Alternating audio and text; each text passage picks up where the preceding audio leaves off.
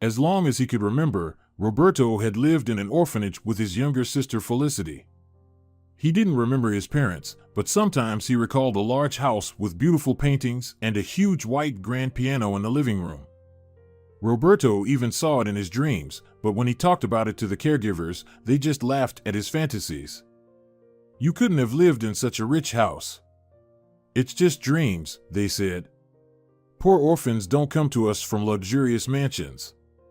Children of wealthy parents are pampered and never leave the house without a bodyguard." Roberto would only sigh when he heard these words, but the beautiful, bright house stayed in his mind. Roberto had another peculiar trait that set him apart from ordinary children. When he and his sister were brought to the orphanage, he was tightly holding a black violin case. He held it so tightly that the caregivers barely managed to take it from him. It was as if Roberto was afraid to sever the last thread connecting him to his past. The violin was quite ordinary, as was the case. The orphanage workers tried in vain to find a note or other traces that might help them locate the children's parents.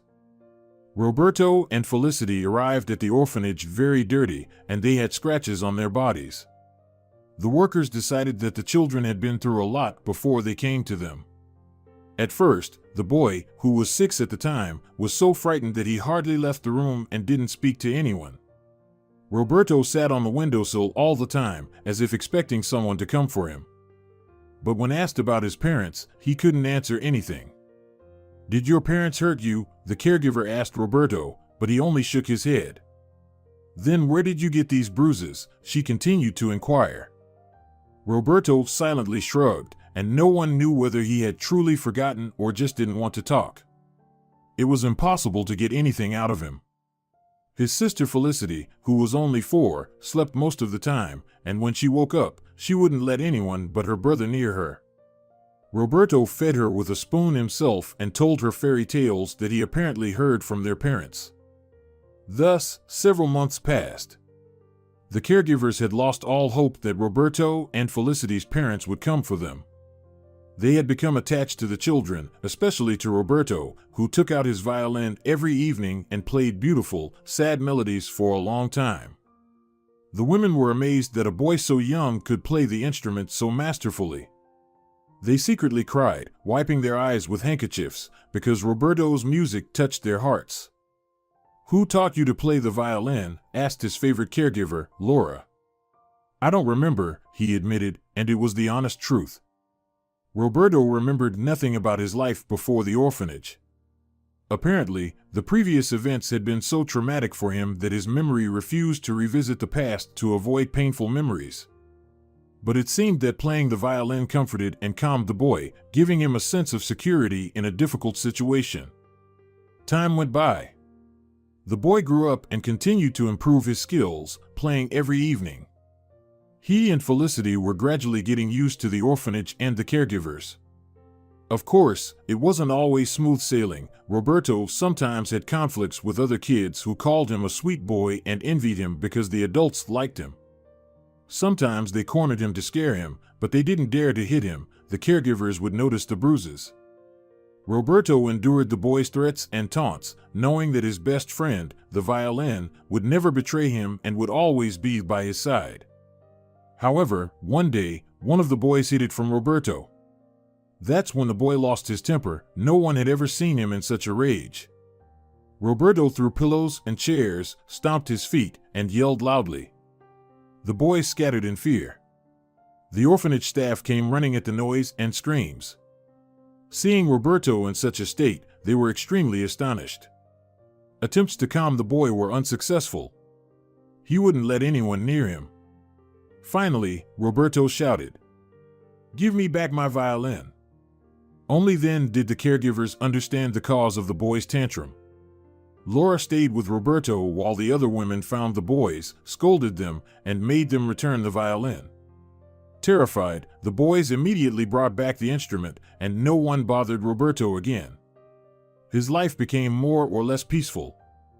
However, his sister often came to him for help. She lived separately in the girls' room and was also often teased. This upset Felicity greatly, and she secretly dreamed of running away from the orphanage. But Roberto didn't support her idea. Out there, we're not needed by anyone, the boy said reasonably, because we're just children. Wait until I turn 18, then I can live on my own and work. And I'll take you away from here. Felicity sobbed. But there are still 8 whole years until you turn 18, she exclaimed. I can't wait that long. Roberto gently stroked her hair. It's okay, you'll have to be patient. Maybe some nice people will adopt you. Only me? Felicity asked fearfully. What about you? Roberto shrugged. I want our real parents to come for us. Felicity began to cry. Then Roberto would hug her and whisper, I do too. However, deep down, he knew that was impossible. He didn't remember where he knew it from, but for some reason, he was sure of it. Every year, it became more unbearable for Felicity in the orphanage. The other girls still didn't accept her. They laughed at her curls, freckles on her nose, and awkward figure. Felicity cried more and more often.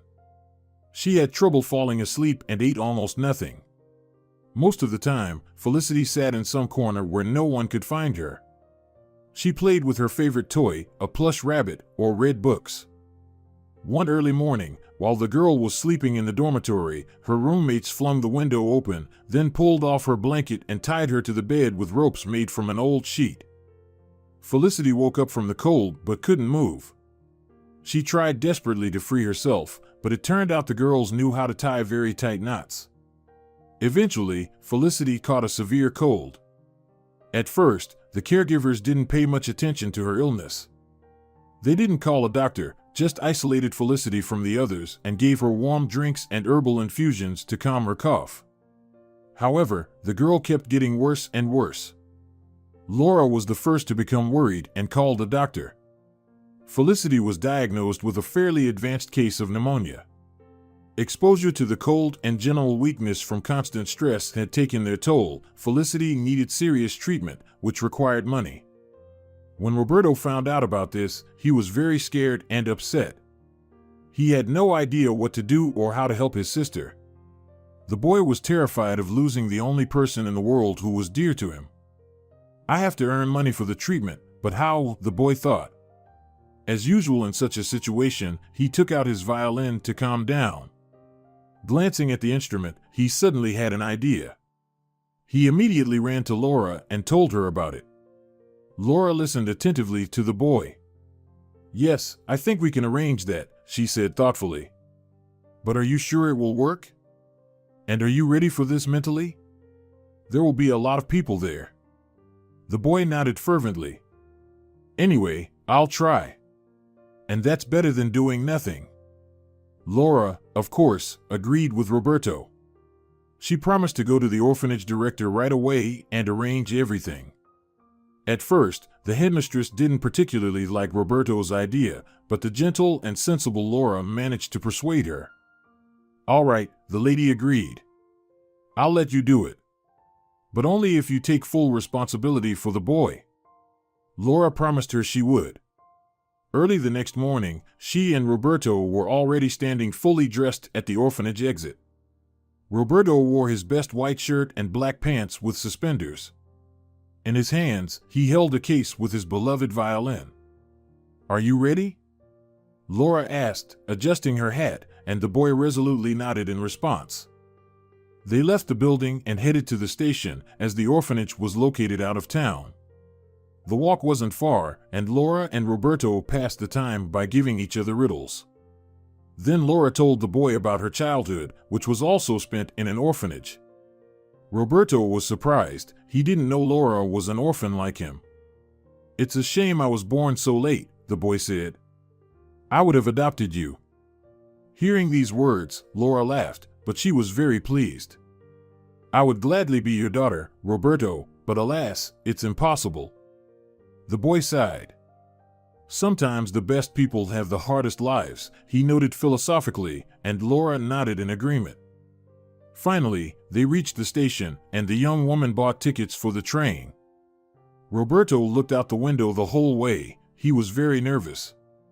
Once again, like in his early childhood, he clutched the violin case tightly in his hands. Finally, they arrived at the main city station. There they stood in the central square, and Roberto took the violin out of its case. He began to play, while Laura walked around the station square with a hat, collecting coins and bills. Many people stopped to listen to the wonderful, touching melodies the boy played. The hat in Laura's hands gradually filled with money. An hour and a half or 2 hours passed, and it was full. The boy had already taken a break once, but was still very tired and hungry. Laura signaled that it was time to finish, and Roberto decided to play a final melody. He chose his favorite piece, very gentle and calm music, and played it with feeling. The boy closed his eyes and didn't immediately notice a man of about 45 stopped nearby. He was tall and handsome, with dark hair streaked with gray. The man had tanned skin, a mustache, and a goatee. His gray eyes looked serious and even stern. The man stared intently at the boy, frowning as if he didn't like what he heard. Roberto noticed the man only when he finished playing. He gasped because the man seemed very familiar. But I couldn't have seen him. I've lived in the orphanage my whole life, the boy thought. Where did you learn that melody? The man suddenly demanded. Who taught you to play it? Roberto was frightened. Why was this man speaking to him this way? Had he stolen someone's music? But he had known it since childhood, and couldn't remember who taught him. I don't remember, the boy stammered, looking helplessly around for Laura. She was already hurrying towards them from the other end of the station square. Excuse me, but you have no right to speak to my charge this way, the young woman said, breathless but firm. Charge, the man repeated, looking at Laura and the hat with money in her hands in confusion. So this boy.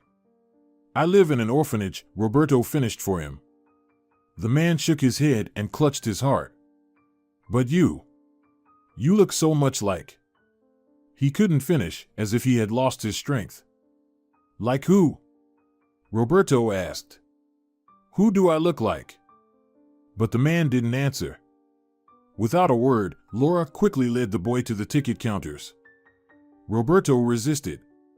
But Laura, this man seems to know my parents. He said I look like someone. We must ask him. But Laura was stubborn. No, Roberto. This man looks very suspicious. You heard how he attacked you over some song. Maybe he's crazy, and he's seeing things. We can't trust anyone. I am responsible for you. Saying this, Laura noticed a free ticket counter and quickly dragged Roberto there. After buying 2 return tickets, the young woman led Roberto to the platform. To her great relief, the train was leaving in 5 minutes. Laura and Roberto got into the carriage, and soon the doors closed. The boy clutched his violin case tightly again, and Laura held the bag with the collected money. There should be enough for Roberto's sister's medicine, she thought happily. But the boy had completely forgotten about the money. He was thinking about the man he had met at the station square. Now Roberto was 100% sure he had seen him before. But it was too late. Fortunately, and to everyone's relief, Felicity quickly recovered. Within a week, she returned to the orphanage. The caregivers realized that the girls she had been living with were treating her cruelly, so they moved her to a room on another floor. There, Felicity immediately made a friend, a modest but cheerful girl named Victoria. Roberto was very happy when his sister told him the news.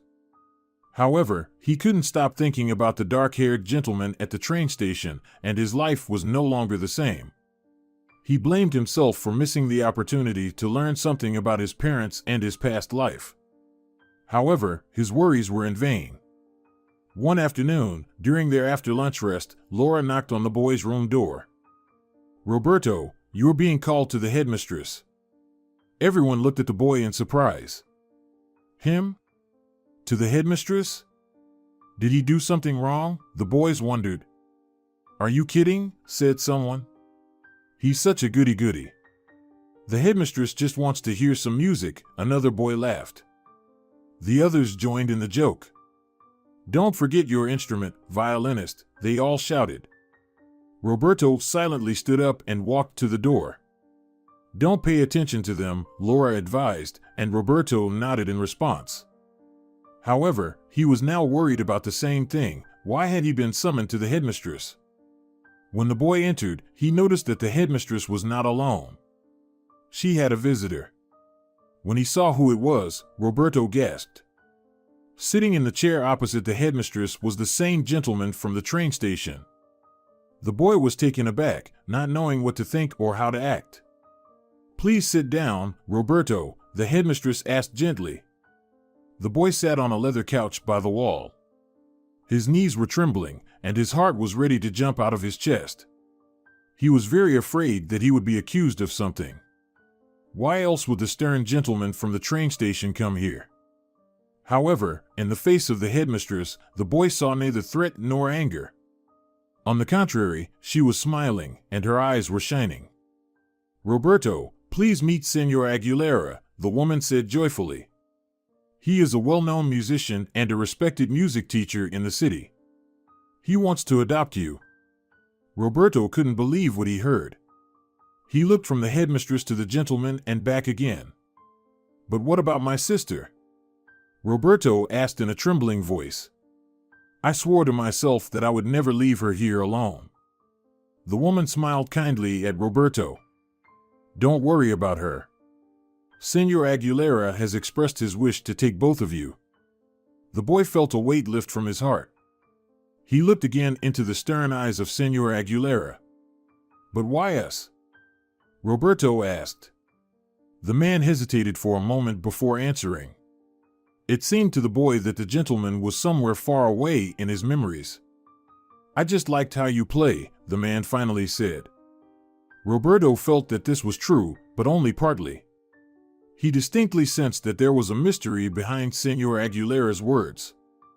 A week later, dressed in their best clothes, Roberto and Felicity stood at the entrance of the orphanage with 2 small bags containing all their few belongings.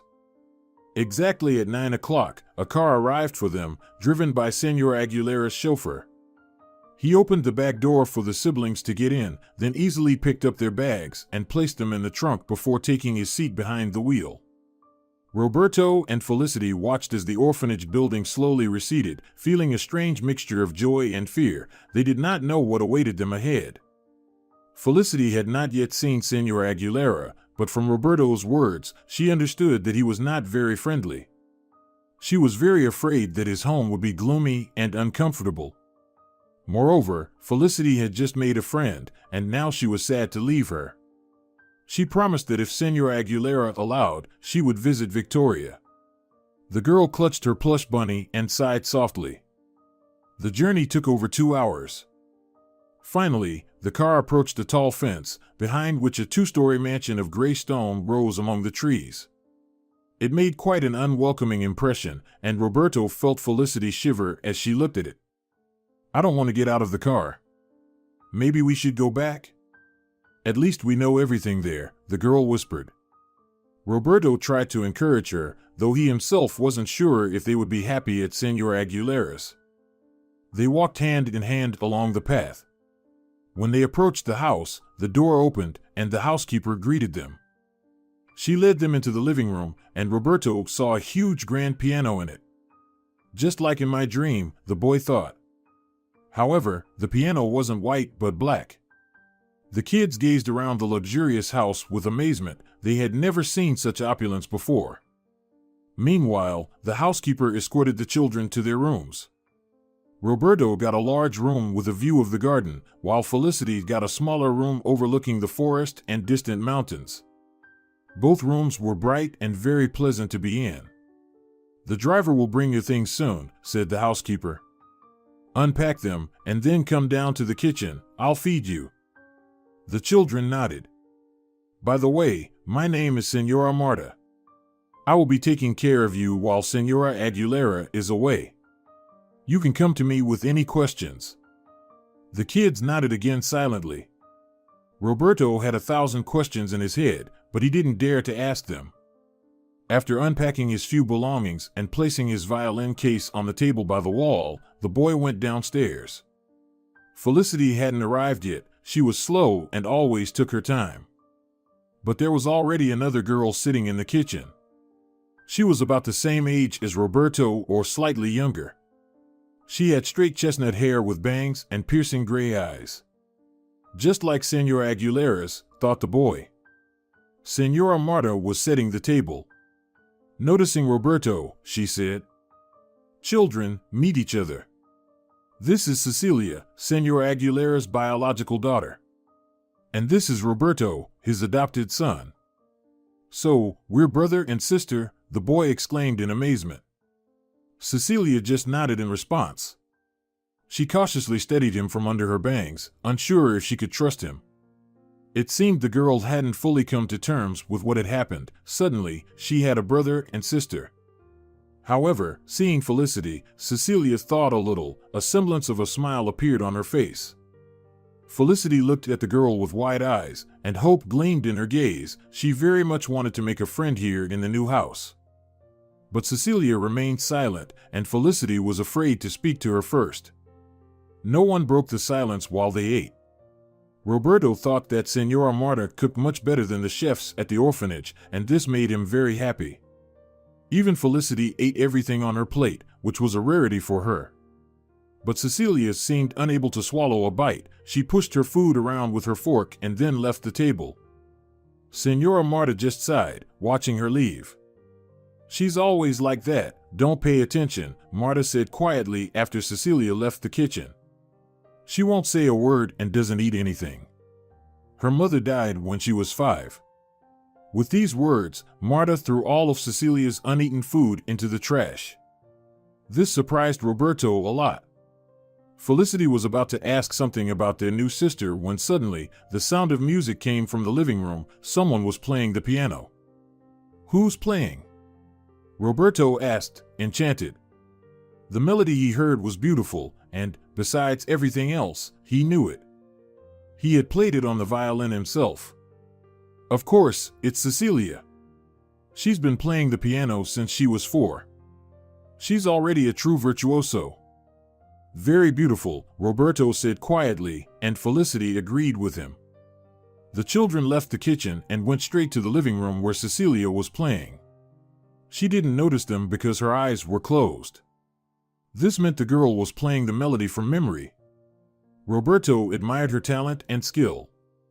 He suddenly imagined that they could perform this magical melody as a duet, but then he felt embarrassed by his thoughts. "She is the daughter of a rich man, and I am just an orphan from an orphanage," Roberto thought with a sigh. Felicity and Roberto did not disturb the girl and went to their rooms. In the evening, Señora Marta knocked on the boy's door. She said that Señora Aguilera was waiting for him in the living room. For some reason, Roberto took his violin and went downstairs. Señora Aguilera was sitting in a chair by the window. Seeing the boy, he pointed to the chair next to him. Roberto sat down, placing the violin on his lap. "Tell me, please, do you remember anything about your childhood?" Señora Aguilera asked. Roberto just shook his head. "Nothing before I ended up in the orphanage." "And you don't remember the person who taught you to play the violin either?" Roberto just nodded, looking at Señora Aguilera with clear eyes. He hoped that the man would now tell him about his past, but he only frowned. "I only remember a big house with paintings," the boy ventured to say.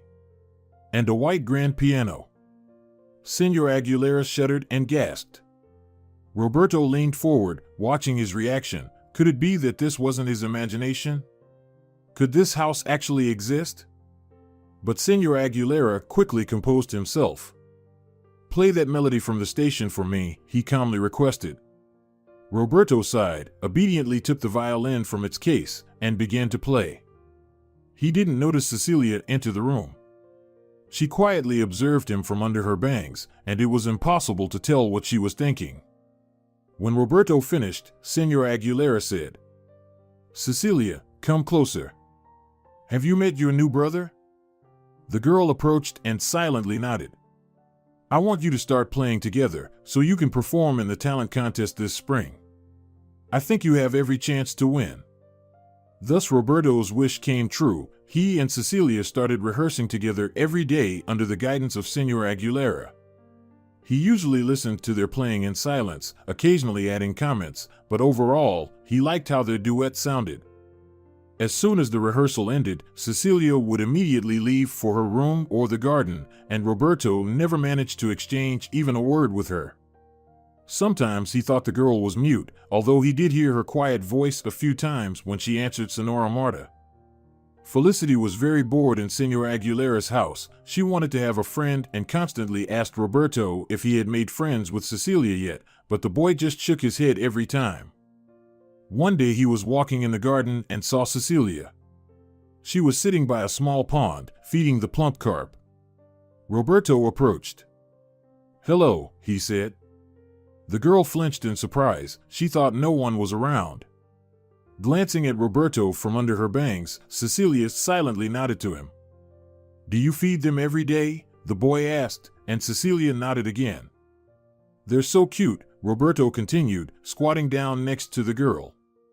"This one's my favorite," Cecilia said unexpectedly, pointing to the fattest carp. "His name is Senor Amato." Roberto smiled. "Hello, Senor Amato," he said. Cecilia looked at him, and a shadow of a smile flickered across her face. "Do the others have names too?" the boy inquired. Cecilia named each fish in turn. "Wow! How do you not mix them up?" Roberto was amazed, but Cecilia just shrugged in response. They sat by the pond for a long time, and then the boy suggested playing a game. She agreed. They played rock, paper, scissors, word games, and hide and seek.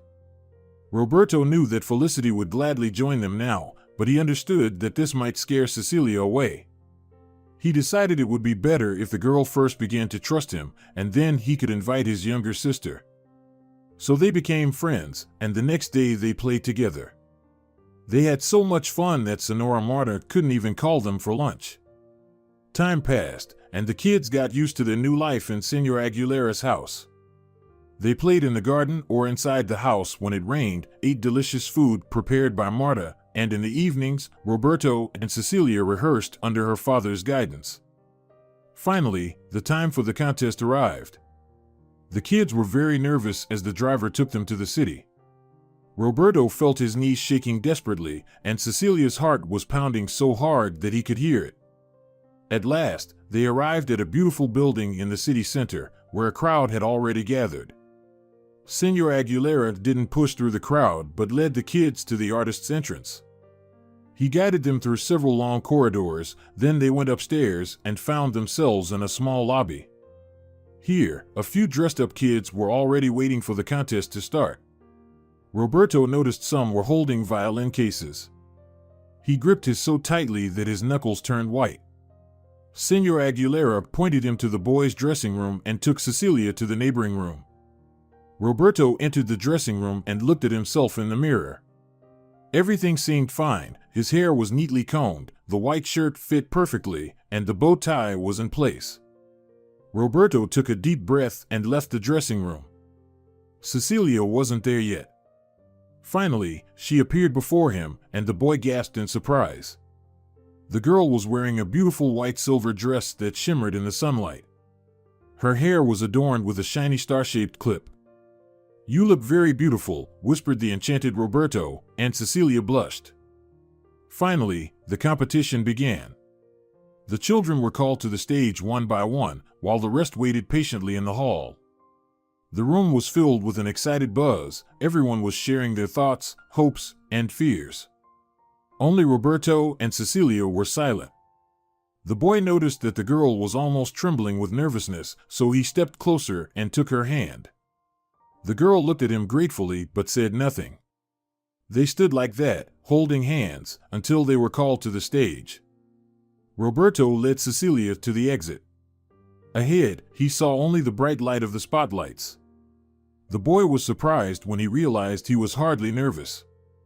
He remembered playing for many people at the train station and felt confident. He was eager to start. He guided Cecilia to a beautiful white grand piano in the middle of the stage and stood beside it, slightly ahead. In a moment, the boy began to play. He heard Cecilia join in. Their melody touched the soul, transporting the audience to an unknown fairy tale world. Roberto completely forgot where he was. He was immersed in the music, merging with it entirely. Suddenly, he felt a jolt and opened his eyes. Something was wrong. He didn't immediately understand what had happened and continued playing his part. The jolt repeated. The melody, which had been flowing smoothly and harmoniously, suddenly crumpled like paper stuck in a drawer. A disappointed sigh swept through the hall. It was as if the audience had been abruptly pulled from a sweet dream. But what had happened? Roberto didn't immediately realize that Cecilia had made two mistakes. It was the false notes that had so sharply jarred his ears. He wanted to turn around and see what had happened, as Cecilia had never made mistakes before, but he couldn't stop and continued to play the melody to the end. Finishing, he bowed deeply. There was applause in the hall, but not the thunderous ovation he had expected. Roberto sighed and turned to the girl. She was still sitting at the piano, her head bowed low. The boy approached and took Cecilia's hand. She looked at him with tear-filled eyes. "It's okay, CEC," Roberto whispered. "You did everything you could." The girl just nodded. Awkwardly standing up, she bowed jerkily and hurried off the stage. The lush skirts of her beautiful dress now hung limply, as if they had lost their former grandeur. "Please, let's go to the car," Cecilia said quietly when they returned to the hall where they had been waiting for their turn. "Don't you want to wait for the contest results?" Roberto asked. Cecilia just shook her head in response. Roberto took her hand again, and they walked to the exit. Senor Aguilera was already waiting for them in the car. He glared at the children as they walked towards him. Roberto noticed Cecilia's shoulders slump in fear of her father. "What happened, Cecilia?" Senor Aguilera asked sternly as soon as the children got into the car. The girl didn't answer. "It was just a small mistake," Roberto answered for her. "It happens to everyone." "It shouldn't have happened to my daughter," Senor Aguilera replied harshly. "Did we practice every evening for nothing?" "But it's not Cecilia's fault," Roberto tried to defend the girl again. "I didn't ask for your opinion," Senor Aguilera cut him off. It was clear he was very angry. Cecilia listened in silence the whole time, shrinking into her seat and staring at the floor. When they arrived home, the girl immediately ran to her room. Since then, something had subtly changed in the house. Senor Aguilera now only worked with Roberto. Cecilia's piano stood untouched. At dinner, Senor Aguilera pretended his own daughter didn't exist. He only talked to Roberto and Felicity. Cecilia became even quieter. She rarely left her room. Roberto was worried about his friend's state but could do nothing. It seemed like Cecilia had lost interest in their old games. One early morning, Roberto was woken by screams. He rushed out of his room and heard Marta's panicked voice. "Cecilia is gone," she was yelling. Roberto ran to the girl's room. Senora Marta was inside. She was pointing to the neatly made bed. Senor Aguilera was there too, silently staring at the girl's pink bedspread, unsure how to react. Roberto ran to the garden. For some reason, he thought the girl might have hidden there. He ran with all his might to the very pond where they had first talked. Even before reaching the place, the boy heard soft splashes. He sped up and reached the pond just as chestnut hair and white girl's hands with thin wrists flashed above the water's surface. Without thinking, Roberto jumped into the water. He didn't know if he could swim, but there was no time to think. The boy dived and saw Cecilia underwater. He wrapped his arms around her waist and surfaced with her. Adults were already rushing to the pond. They helped the children out onto the shore. They gently laid coughing Cecilia on the grass. Senor Aguilera leaned over his daughter, and a tear rolled down his cheek. "Everything will be all right now," repeated the worried Marta soothingly. She clutched her heart and inhaled sharply, as if she had been at the bottom of the pond herself. Felicity was also there, standing off to the side and crying. Fortunately, Cecilia quickly recovered from the incident. By the next day, she was feeling better. Her father now didn't leave her side for a moment. He apologized to his daughter for having behaved so inappropriately, putting the competition above their relationship. Cecilia was calm and even smiled, but there was still fear and sadness in her eyes. Roberto hoped that all this would gradually be forgotten, and that Cecilia would be able to play with him and Felicity again, as before. One day, he heard the sounds of a piano and realized that Cecilia was feeling much better. He knew how important music was in her life, so her return to it greatly pleased the boy. He went down to the living room and listened to the music for a long time. Noticing him, Cecilia smiled. Life in the mansion was gradually getting back to normal. However, Roberto was still tormented by the mystery of his and Felicity's past. One evening, when Senor Aguilera was sitting in the living room with a book, the boy dared to approach him. "Did you want something, Roberto?" his adoptive father asked, looking up from the pages. The boy hesitated for a moment, then decided. "I want to know more about my past, and I think you know something about it," he said quickly. Senor Aguilera took off his glasses, which he wore while reading, and sighed heavily. "Yes, I know something," he said thoughtfully. "But I'm not sure if you're ready to hear it." Roberto sat in a chair next to his adoptive father and exclaimed fervently, "Of course, I'm ready. I must know the truth about myself and Felicity. Please tell me." Then Senor Aguilera put aside his book and glasses and looked at the boy. "All right, I will tell you everything I know. Your mother was my student," he said. "Really?" Roberto couldn't believe his ears. Senor Aguilera just nodded in response, and his eyes grew misty, as if he was wandering far away down the paths of his memory. "I was about 30 at the time, and I had been teaching music for several years. When I first saw Carmen, your mother, I fell in love with her at first sight. She was so graceful that all men watched her with admiration. She had long red hair and the same blue eyes as you. But of course, I never told Carmen about my feelings. It would have been unethical of me. She was learning to play the violin and was a very talented student. About a year after she started her lessons, she was already composing her own melodies. They were magical. Every day, I fell more in love with Carmen, and she felt it. I invited her to concerts and restaurants. We went on trips together, but she kept her distance. To her, I was always just a teacher and an interesting companion, but nothing more. Then she met your future father. He was a wealthy patron who loved music and painting, and he lived in the big, bright house you told me about. So that house really exists? It wasn't a dream? Roberto asked quietly. Of course, it exists, and you remembered it, Senor Aguilera replied. Then he cleared his throat and continued.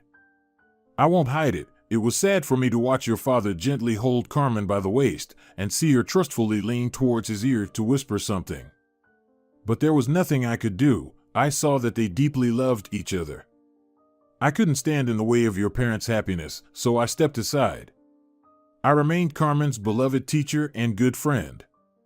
Soon I met Cecilia's mother and married her. A year later, your parents got married, and soon you were born. When you were 3 or 4 years old, Carmen started teaching you to play the violin. It was difficult for you, but your mother was very patient. And her patience paid off.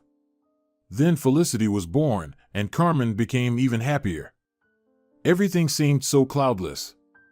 Having said this, Senor Aguilera sighed heavily. Roberto felt that he was about to hear something tragic.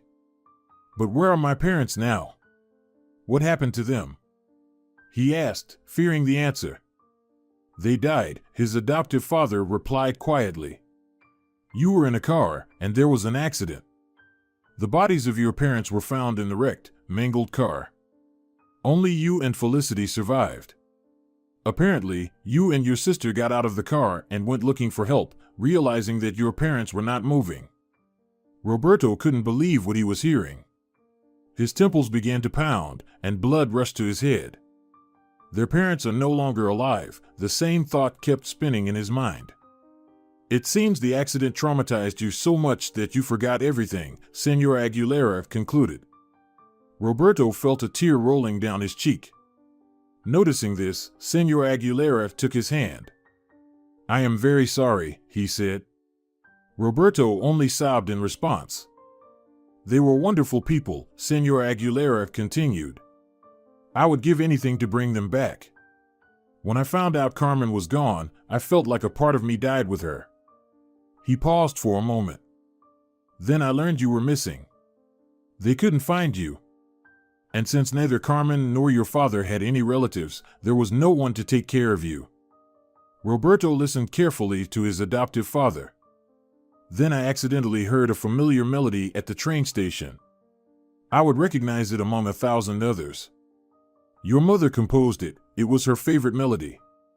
It was born when Carmen fell in love with your father." Roberto sobbed again, and this time Senor Aguilera embraced him like a son. "Of course, I didn't immediately realize you were Carmen's son. I hadn't seen you for a long time, and you had changed with age. At first, I thought you somehow stole my student's melody. But then I connected the dots and realized you were her son. That's when I decided to take you in. I'm sorry I didn't tell you everything right away. I was very afraid of traumatizing you again, and you had already been through so much." Roberto nodded understandingly. "Everything happens in its own time," he replied with a wisdom beyond his years. Since then, Roberto often thought about his parents before going to bed. He tried to imagine them in every detail and then decided to ask Senor Aguilera if he had a photograph of his mother and father. He promised to try to find one. In the evening, his adoptive father brought Roberto a small photo. It depicted a beautiful young woman in a red evening dress, and next to her was a rather attractive young man with curly hair, strikingly similar to Roberto. The boy carefully tucked the photo into his notebook, promising himself he would show it to Felicity when she grew up. The atmosphere in Senor Aguilera's mansion changed after his conversation with Roberto. The boy felt as if the house had become warmer. Now the whole family gathered together in the evenings. They talked, shared news, played board games, solved crosswords, or read books aloud. But most often, Roberto and Cecilia put on impromptu concerts, and Senor Aguilera, Felicity, and Marta became their most devoted listeners. Senor Aguilera increasingly told Roberto and Cecilia that they needed to enter the music academy because both had a talent for music. The kids looked forward to it with hope and anticipation. When they turned 16, the young man and the girl left to study. At the academy, everyone thought they were brother and sister, but unexpectedly, different feelings blossomed between them. Roberto continued to care for and protect Cecilia from everything around, and the girl happily helped him with various subjects that he found difficult. He was entirely absorbed in music. When they graduated from the academy, both were offered positions in the academy orchestra. Thus, Roberto and Cecilia became the youngest musicians there. At the same time, the young man proposed to the girl, and soon they married. Cecilia was the most beautiful bride in the world, and her eyes sparkled like diamonds. Roberto was also very happy. They lived in perfect harmony, traveled on tours together, and were never bored with each other. 2 years after the wedding, Cecilia felt she was expecting a child.